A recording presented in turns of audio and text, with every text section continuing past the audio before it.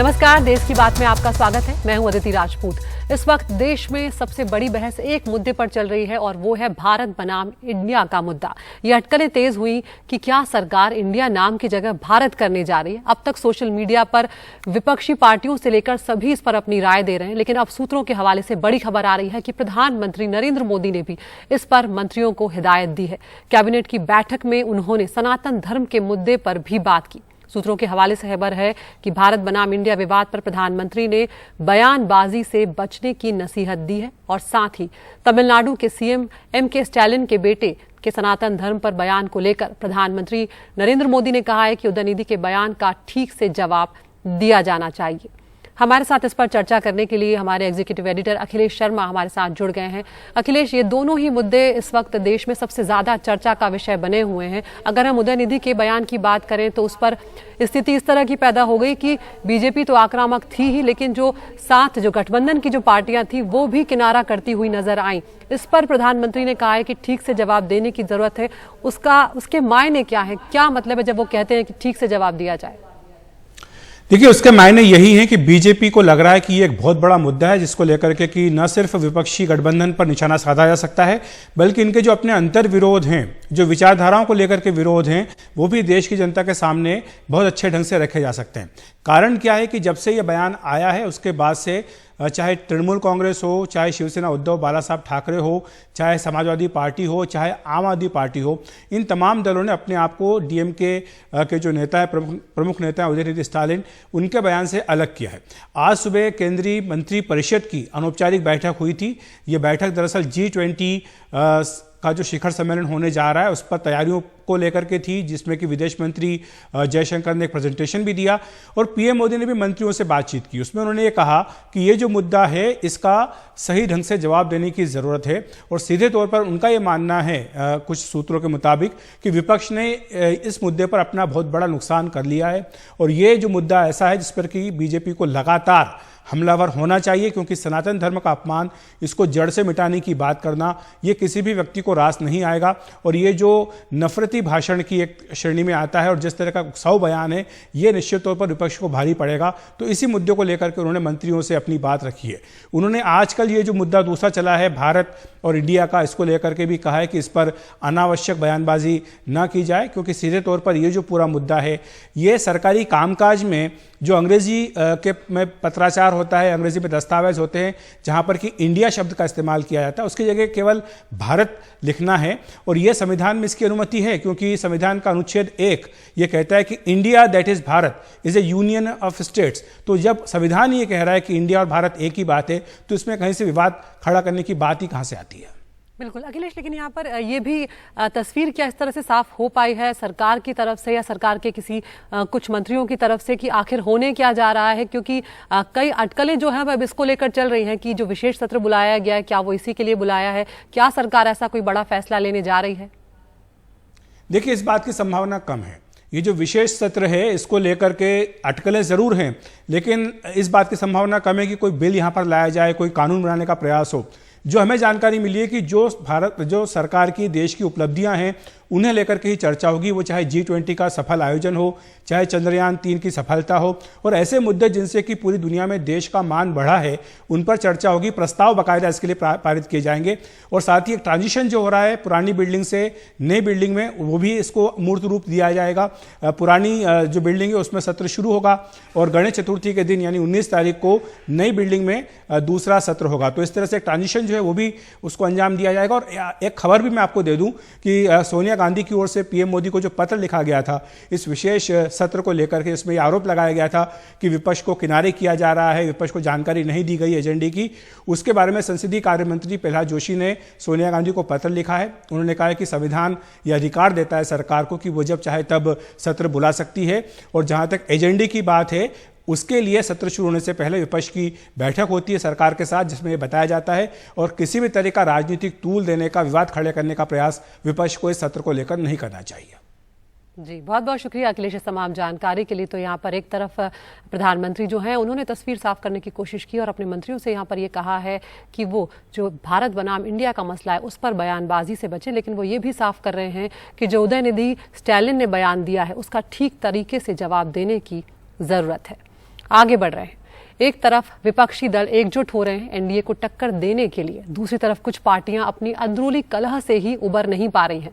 हम बात कर रहे हैं हरियाणा कांग्रेस की, जहां 9 सालों से कमजोर पड़े संगठन को फिर खड़ा करने की जो कोशिश थी वो गुटबाजी का शिकार होती हुई नजर आ रही है। हुड्डा गुट और कुमारी शैलजा रणदीप सुरजेवाला गुट जो है वो आमने सामने है। करनाल में दोनों गुटों के कार्यकर्ता एक दूसरे के खिलाफ नारेबाजी करते दिखे और पार्टी अध्यक्ष मल्लिकार्जुन खड़गे तक इसकी शिकायत की गई है। एक रिपोर्ट आपको दिखाते हैं।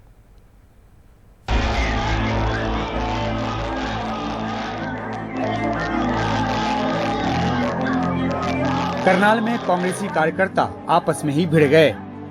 करनाल में राज्य पर्यवेक्षक की मौजूदगी में जिला कांग्रेस की बैठक चल रही थी। इसमें हुड्डा समर्थकों की शैलजा और सुरजेवाला समर्थकों के साथ हाथापाई शुरू हो गई।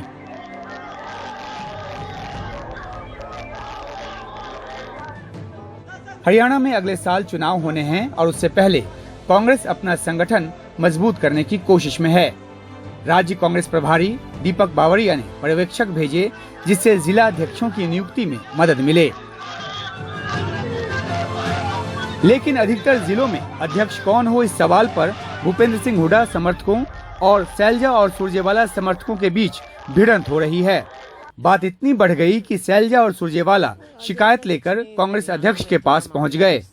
और जो जिस प्रकार के प्रभारी लगाए गए हैं जिलों में, तो स्वाभाविक है जो जेन्युइन कांग्रेसमैन हैं उनमें थोड़ी नाराजगी और थोड़ी मायूसी आती है, तो उस हिसाब से हो रहा है। कुछ बाहर के प्रभारी हैं जो जाकर वहाँ पर जिस तरह की बातें कर रहे हैं, तो वो कांग्रेस को मजबूत करने वाली बात नजर नहीं आ रही। तो कार्यकर्ताओं में एक रोष तो पैदा होता है। दरअसल हुड्डा विरोधी खेमे को लगता है कि प्रदेश की पूरी कमान भूपेंद्र सिंह हुड्डा और उनके बेटे दीपेंद्र हुड्डा के हाथों में सौंप दी गई है। प्रदेश अध्यक्ष के तौर पर जब उदय भान की नियुक्ति हुई तब भी यही माना गया, क्योंकि उदय भान हुड्डा के करीबी हैं। अब जिलाध्यक्षों की नियुक्ति में हुड्डा के करीबियों को तरजीह, शैलजा और सुरजेवाला को रास नहीं आ रही। मैं शैलजा जी आज उन्हीं कांग्रेस के ओरिजिनल कार्यकर्ताओं की वेदना, उनकी तकलीफ, उनकी पीड़ा, जिस प्रकार से उनको दरकिनार किया जा रहा है, उसकी चर्चा अध्यक्ष जी से करने आए हैं। हमने अपनी बात पूरी तरह से उनके समक्ष, संगठन महासचिव जी के समक्ष रखी। परिवार की चर्चा परिवार में ही होगी, उससे बाहर उससे ज्यादा चर्चा करना उचित नहीं। कोई कांग्रेस के घर को तोड़ने का प्रयास करे और कांग्रेस के कार्यकर्ताओं को दरकिनार कर, नजरअंदाज कर, निराशा की हताश होकर छोड़ दे, ये कभी मंजूर नहीं हो सकता। हरियाणा में सालों साल से कांग्रेस का संगठन कमजोर हालत में है। पिछले कई प्रदेश अध्यक्षों के कार्यकाल में इसे मजबूती देने का काम नहीं हुआ।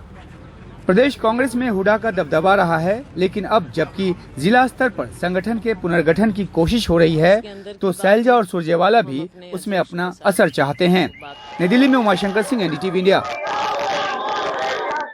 और हमारे साथ हमारे सहयोगी अंकित त्यागी जुड़ गए हैं। अंकित, हरियाणा में जो स्थिति बनी हुई है वो कांग्रेस के कई राज्यों में उस तरह की स्थिति हमने पहले भी देखी, लेकिन अगर यहाँ पर बात की जाए तो हुड्डा की तो ताकत है या हुड्डा का पलड़ा भारी है, ये साफ तौर पर नजर आता है, जिसका अंदाजा इस बात से भी लग जाता है कि हरियाणा कांग्रेस में जो प्रदेश अध्यक्ष चौधरी उदय भान है उनको उनकी मर्जी से ही वहां पर नियुक्त किया गया।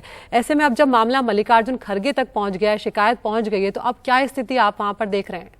देखिए, हरियाणा की अगर बात करें तो हमेशा से ही हरियाणा में हुड्डा बनाम शैलजा, हुड्डा बनाम रणदीप सिंह सुरजेवाला, ये एक लड़ाई जो है हमेशा चलती रही है।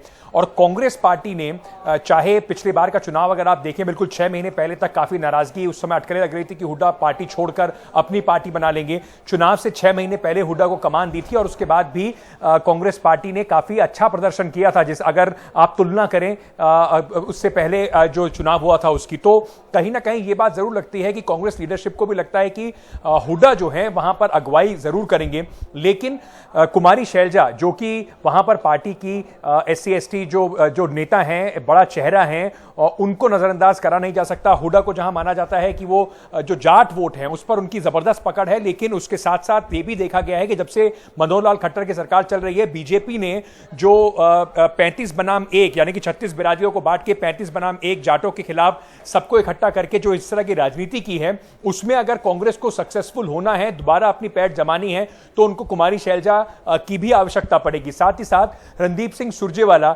जिनकी दिन ब दिन जो कांग्रेस लीडरशिप है उससे उनकी नजदीकी भी बड़ी है और उनका कद भी कांग्रेस पार्टी में बड़ा है, चाहे वो कर्नाटका के चुनाव में प्रभारी के तौर पर हो, अब उनको मध्य प्रदेश का अहम प्रभार दिया गया है, तो वो भी चाहते हैं कि कहीं ना कहीं उनके भी लोगों को तरजीह दी जाए।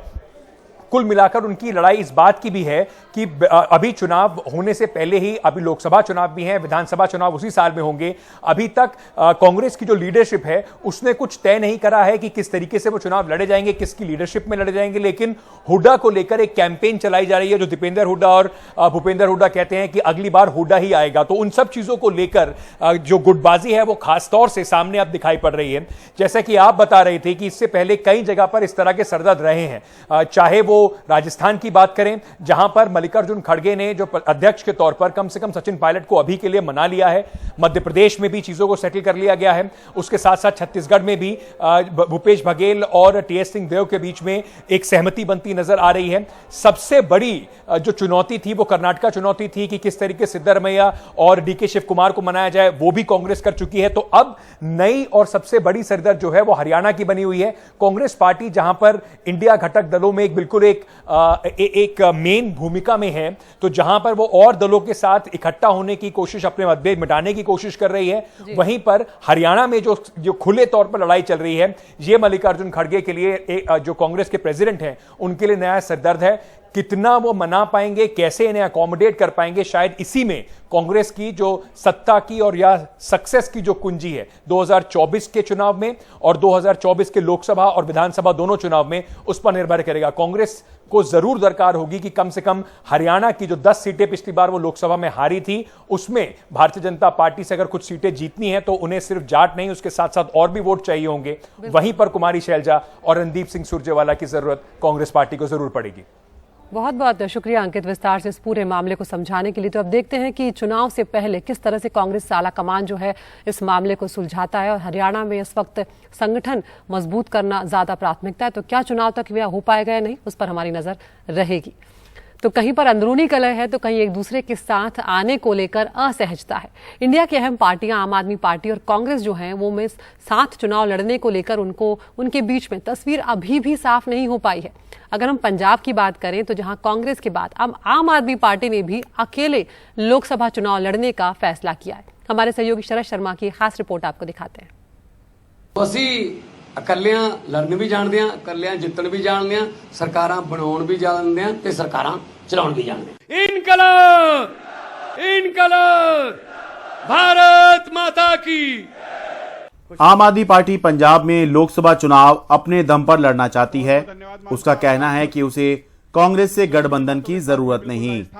ਜਿਹੜੀਆਂ ਸਾਰੀਆਂ ਸੀਟਾਂ ਨੇ ਉਹ ਆਮ ਆਦਮੀ ਪਾਰਟੀ ਆਪਣੇ ਦਮ ਤੇ ਕੱਢੂਗੀ। ਇਮਾਨਦਾਰ ਪਾਰਟੀ ਹੈ, ਕੰਮ ਕਰ ਰਹੇ ਆ।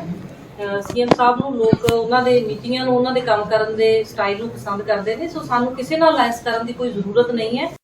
इससे पहले मंगलवार को पंजाब कांग्रेस नेताओं के साथ बैठक करने के बाद पंजाब कांग्रेस अध्यक्ष ने भी राज्य की सभी 13 लोकसभा सीटों पर अकेले चुनाव लड़ने की बात कही थी। जब मोदी को और देश की डेमोक्रेसी को बचाने की बात होगी तो हम इकट्ठे हैं, लेकिन अभी तक पंजाब में किसी प्रकार का हमारा कोई भी ऐसा ना तो हमें बताया गया है, हमें यह कहा गया है कि अब 13 की 13 सीटों पर चुनाव लड़ने की तैयारी करो, तो हम उस प्रकार से हम चुनाव लड़ने की तैयारी कर रहे हैं। गठबंधन की तमाम बातों के बीच पंजाब कांग्रेस शुरू से ही लगातार आम आदमी पार्टी से गठबंधन की संभावना को नकार रही है, लेकिन आम आदमी पार्टी ने पहली बार अकेले दम पर लोकसभा चुनाव लड़ने की बात की है। लेकिन पंजाब कांग्रेस के पूर्व अध्यक्ष नवजोत सिंह सिद्धू ने मौजूदा अध्यक्ष की बात से अलग राय रखते हुए ट्वीट कर कहा, पार्टी आलाकमान का फैसला सर्वोपरि है। ये एक बड़े उद्देश्य के लिए है। संविधान की भावना का सम्मान करने और संवैधानिक मूल्यों से मजबूत होने वाली जंजीरों में जकड़ी संस्थाओं को मुक्त करने के लिए राष्ट्र हित को सर्वोपरि रखा गया है। हमारे लोकतंत्र की रक्षा के लिए निहित स्वार्थ से भरी राजनीति का त्याग किया जाना चाहिए। चुनाव अगले चुनाव के लिए नहीं, अगली पीढ़ी के लिए लड़े जाते हैं। दरअसल सूत्र बताते हैं कि पंजाब कांग्रेस नेताओं में इस बात को लेकर नाराजगी है कि जब से पंजाब में आम आदमी पार्टी की सरकार बनी है, कांग्रेस के पूर्व मंत्रियों और नेताओं पर लगातार भ्रष्टाचार के आरोप में कार्रवाई हो रही है। साथ ही मुख्य मुकाबला भी इन्हीं दो पार्टियों में होना तय है। इसलिए पंजाब कांग्रेस लगातार सभी लोकसभा सीटों पर अकेले चुनाव लड़ने की बात कह रही है। तो कुल मिलाकर बात यह है कि पंजाब में आम आदमी पार्टी और कांग्रेस दोनों एक दूसरे से नाराज हैं। कांग्रेस इसलिए नाराज है क्योंकि आम आदमी पार्टी की पंजाब की सरकार कांग्रेस के नेताओं पर भ्रष्टाचार के आरोप लगाकर लगातार उन पर कार्रवाई कर रही है। तो इसलिए कांग्रेस खुले में लगातार अकेले चुनाव लड़ने की बात कर रही है। आम आदमी पार्टी कांग्रेस से इसलिए नाराज है क्योंकि इंडिया गठबंधन में होने के बावजूद कांग्रेस के नेता लगातार अकेले चुनाव लड़ने की बात कर रहे हैं। अब सोचने वाली बात है कि इस सब के बीच में इंडिया गठबंधन के बारे में क्या संदेश जा रहा होगा। Sharad Sharma, NDTV India.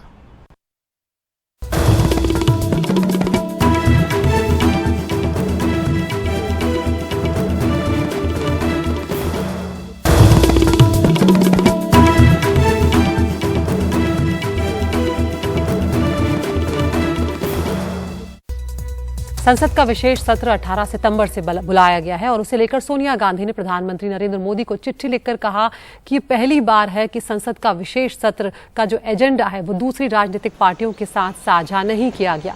ये सत्र बिना किसी वार्ता के मनमाने ढंग से बुलाया गया है। सरकार ने 18 से 22 सितंबर तक संसद का विशेष सत्र बुलाया है। सोनिया गांधी ने कहा कि हम सत्र में हिस्सा लेने को इच्छुक हैं और इसमें जन सरोकार के मुद्दे उठाए जाएं। उन्होंने अपनी तरफ से 9 मुद्दे भी सुझाए। उन्होंने महंगाई, बेरोजगारी, भारतीय जमीन पर चीन के कब्जे जैसे मुद्दे उठाने की बात इस चिट्ठी में कही है। और सोनिया गांधी की चिट्ठी का जवाब सरकार ने दिया है। संसदीय कार्य मंत्री प्रहलाद जोशी ने कहा कि बेवजह विवाद पैदा करने की कोशिश की जा रही है। कार्यसूची समय पर आएगी और बैठक सत्रांत से पहले जो बैठक होती है वो भी होगी। Shrimati Sonia Gandhi has written a letter regarding the calling of the session from 18th September to 22nd September, and she is trying to make politics regarding the calling of the session, actually which should not have been, and there is no question of any politics here. And in the temple of democracy, nobody should, especially the Congress party, which calls itself as the grand old party of the country and which has ruled the country for more than 60 years, they should not try to politicize this issue. आगे बढ़ते हैं, कर्नाटक की बात करते हैं, जहां पर गन्ना और कृषि उत्पाद मंत्री शिवानंद पाटिल ने किसानों की आत्महत्या के बारे में बेहद शर्मनाक बयान दिया है। उनके मुताबिक मुआवजे की रकम के लिए किसान खुदकुशी करते हैं, जबकि उनकी ही सरकार ने 62 तालुकाओं को सूखाग्रस्त घोषित किया है। मंत्री का ये बयान अब कांग्रेस पार्टी को भारी पड़ रहा है। किसान संगठनों के साथ विपक्ष ने भी सरकार के खिलाफ मोर्चा खोल दिया है। हमारे सहयोगी निहाल किदवई की रिपोर्ट। कर्नाटका के मंत्री शिवानंद पाटिल की संवेदनशीलता को लेकर सवाल उठ रहे हैं, जिनका कहना है कि किसानों के जान देने के मामलों में इजाफा मुआवजे की रकम 2 लाख से बढ़ाकर 5 लाख करने से हुई है। ನಾನು ಕಂಪ್ಲೇಂಟ್ ಕೊಡೋ ನಾನು ಆತ್ಮಹತ್ಯೆ ಅಂತ ಹೇಳಿ ಕೊಟ್ಟಾಗೆ ನನಗೆ ಪರಿಹಾರ ಸಿಗ್ತದೆ ಅನ್ನೋ ಒಂದು ದುರಾಸೆ ನನ್ನ ಮನಸ್ಸಿನಲ್ಲಿ ಇರುತ್ತೆ। अब गरीब आदमी को ही ले लीजिए, उसे लगता है कि थोड़ा रिलीफ इसी तरह मिल जाए, ये एक नेचुरल फीलिंग है, इसलिए ऐसा कर लेते हैं। मैं आपसे ये विनती कर रहा हूँ कि आप आंकड़े देखें। 2015 से पहले जब मुआवजा राशि कम थी तब ऐसे मामले कम आते थे, लेकिन 2015 के बाद जब से मुआवजा राशि को बढ़ाकर 5 लाख किया गया है, तब से किसान आत्महत्या के ज्यादा मामले रिपोर्ट हो रहे हैं। ಆರಂಭ ಮಾಡಿದ್ವಿ 2015 ನಂತರ ಅವತ್ತಿನಿಂದ ರಿಪೋರ್ಟ್ ಆಗೋದು ಜಾಸ್ತಿ ಆಗ್ತಾ ಇದೆ। किसानों की खुदकुशी को लेकर सरकार का डेटा शिवानंद पाटिल के बयान से अलग है। पिछले 5 वर्षों में राज्य में 4,257 किसानों ने अपनी जान दी। 2022 में इस तरह के 310 मामले सामने आए। इस साल अब तक 96 किसान जान दे चुके हैं। ऐसे मामलों में 2015 से पहले मुआवजे के तौर पर 2 लाख रुपए किसान परिवार को मिलते थे, लेकिन सिद्धरामैया सरकार ने 2015 में यह राशि बढ़ाकर 5 लाख कर दी। और जान देने वाले किसान के आश्रित को 2,000 रुपए हर महीने पेंशन देती है। मंत्री शिवानंद पाटिल के बेतुके बयान से किसान खासे नाराज है। ಯಾರೋ ಒಬ್ರು ಇನ್ನೇ ಒಂದು ಘಟನೆಯಿಂದ ಆತಂದ್ರೆ ಅದನ್ನ ಒಂದು ಸತ್ಯ ಅಂತ इक्के दुक्के ऐसे मामलों को जनरलाइज करना ठीक नहीं है। मंत्री के इस बयान से हम आहत हैं। ये बयान अपमानजनक है। किसान सूखे से परेशान हैं। ಯಾಕಂದ್ರೆ ರೈತ ನಿಜವಾಗಿ ಬರಗಾಲ ಬಿದ್ದು ಈ ಕರ್ನಾಟಕ ಕಂಡು ಬರಗಾಲ ಬಿದ್ದು ನೊಂದು ಸಾಯ್ತಾ ಇದ್ದಾನೆ ಇವಾಗ। अब विपक्षी दल बीजेपी मंत्री के बयान पर सरकार को घेर रही है। So we should understand the real difficulty what each and every person undergoes. अगर हम 50 लाख मुआवजा दे दें तो क्या मंत्री आत्महत्या करेंगे? कांग्रेस सरकार को किसानों से सहानुभूति रखनी चाहिए। Since being in a government, they should ensure this kind of situation doesn't arise for any farmer. Siddaramaiah सरकार ने ही राज्य के कई इलाकों को सूखाग्रस्त घोषित किया। इसी सरकार ने कावेरी बेसिन के किसानों को इस साल पानी की कमी की वजह से खेती न करने की सलाह दी। किसान परेशान हैं, लेकिन इसी सरकार के मंत्री ने किसानों के आत्महत्या को लेकर बेतुका बयान दिया। मामला संवेदनशील है, लेकिन मंत्री का बयान संवेदनहीन। बेंगलुरु से कैमरामैन गोविंद मूर्ति के साथ निहाल खिदवई, एनडीटीवी इंडिया।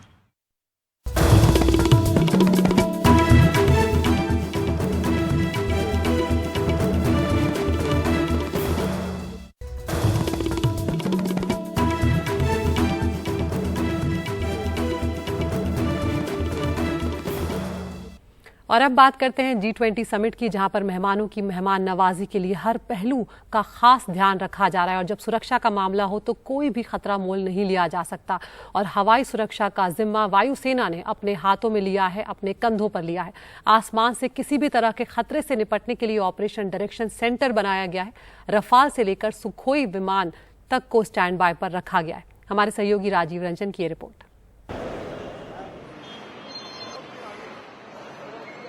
दुनिया भर के बड़े नेता G20 समिट में हिस्सा लेने दिल्ली आने लगे हैं। दिल्ली और आसपास के इलाकों में हवाई सुरक्षा का जिम्मा भारतीय वायुसेना ने संभाल रखा है। आसमान से होने वाली किसी भी साजिश से निपटने के लिए वायुसेना ने ऑपरेशनल डायरेक्शन सेंटर यानी ODC बनाया है, जो दिल्ली के इंदिरा गांधी इंटरनेशनल एयरपोर्ट में बने joint control and analysis centre के साथ संपर्क में रहेगा। किसी भी खतरे की स्थिति में ODC यह तय करेगा कैसे उससे निपटा जाए।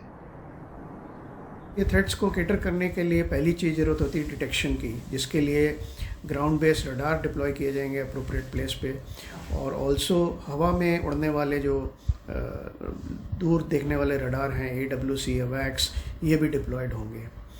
वेपन्स जो हैं हर तरह के वेपन्स, AD गन से लेके MR SAM, medium range SAM, अब 70 kilometre range, Akash missile that is 25 kilometre range, तो इस तरह के वेपन सब डिप्लॉय किए जाएंगे।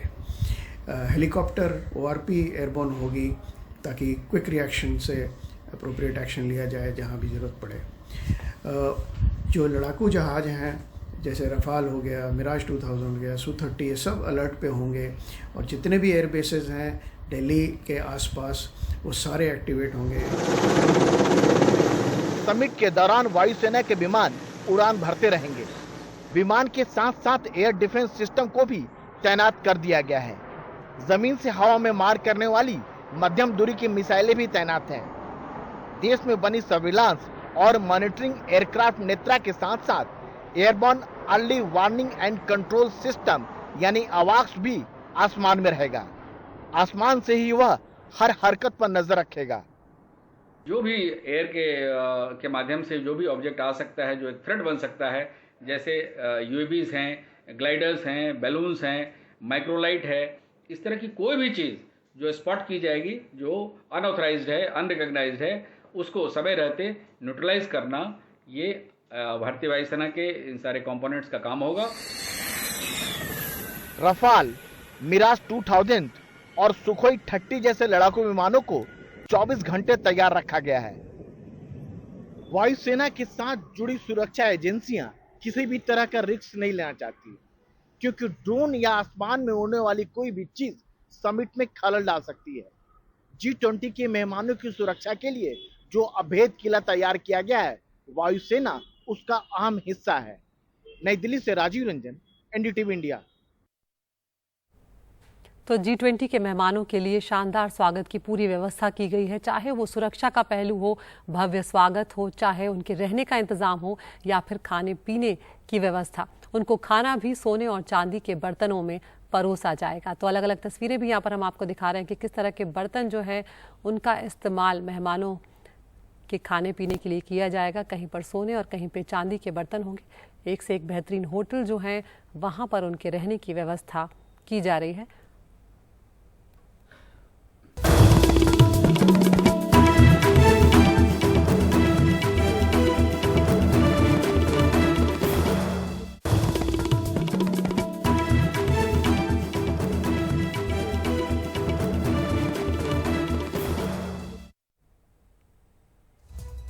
महाराष्ट्र की बात करते हैं, जहां पर अधिकांश तटीय आबादी के पसंदीदा समुद्री भोजन सिल्वर पॉम्फ्रेट को राज्य मछली घोषित कर दिया गया। ये घोषणा मत्स्य पालन मंत्री सुधीर मुनगंटीवार ने की है। पॉम्फ्रेट राज्य में सबसे ज्यादा निर्यात होने वाली मछली भी है और इस फैसले से ये माना जा रहा है कि दुर्लभ होती जा रही सिल्वर पॉम्फ्रेट को महाराष्ट्र में संरक्षण और उत्पादन को अब बढ़ाने में ज्यादा मदद मिलेगी। एक रिपोर्ट।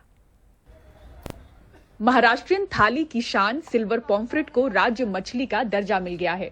पिछले कई वर्षों से इसकी मांग की जा रही थी।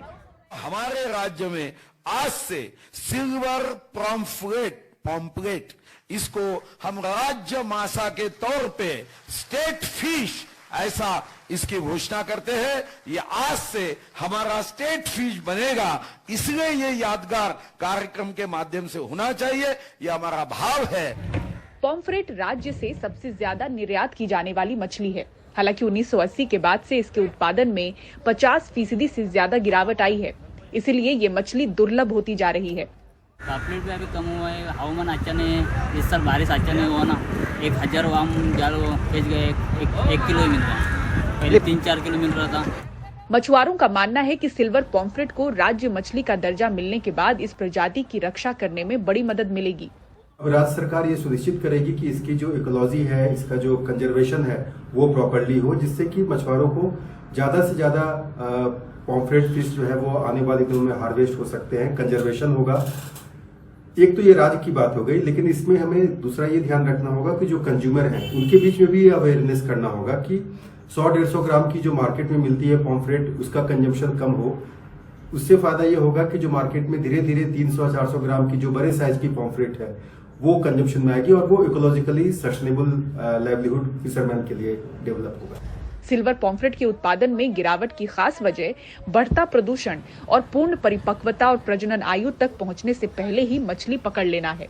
नए फैसले से अब इस मछली के सफल प्रजनन को सुनिश्चित करने, संरक्षण और सतर्क निगरानी जैसे फैसलों को अहमियत मिलेगी। मुंबई से कैमरा पर्सन प्रवीण जी रोहित के साथ पूजा भारद्वाज, एनडीटीवी इंडिया। फिलहाल मुझे दीजिए इजाजत। नमस्कार।